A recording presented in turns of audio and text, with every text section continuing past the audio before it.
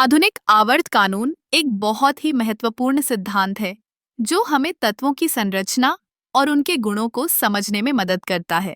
यह कानून कहता है कि तत्वों के गुण उनके परमाणु संख्या के अनुसार व्यवस्थित होते हैं।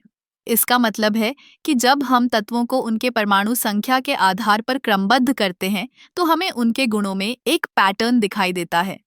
अब यह समझना जरूरी है कि परमाणु संख्या क्या होती है। परमाणु संख्या किसी तत्व के परमाणुओं में प्रोटॉनों की संख्या को दर्शाती है। जैसे जैसे हम आवर्त सारणी में आगे बढ़ते हैं, हम देखते हैं कि तत्वों के भौतिक और रासायनिक गुणों में बदलाव आता है।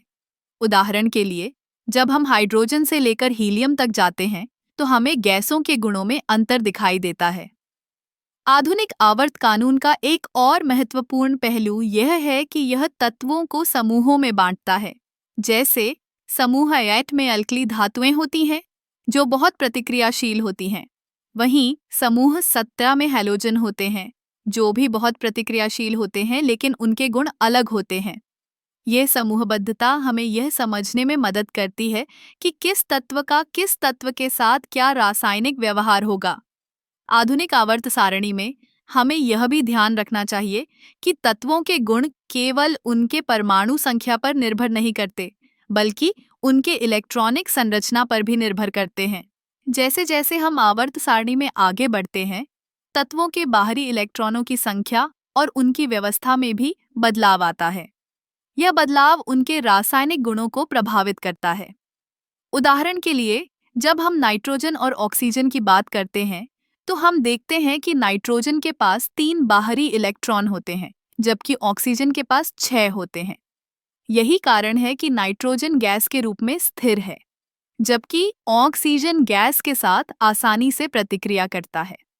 आधुनिक आवर्त कानून ने हमें यह भी सिखाया है कि तत्वों के गुणों में एक निरंतरता होती है।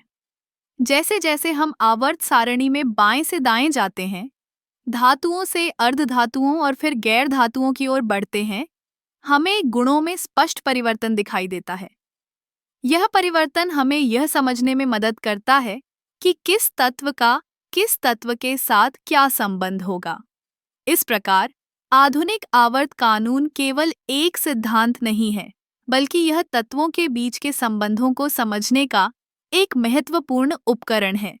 यह हमें रसायन विज्ञान की गहराइयों में जाने और तत्वों के गुणों के पीछे के कारणों को जानने में मदद करता है।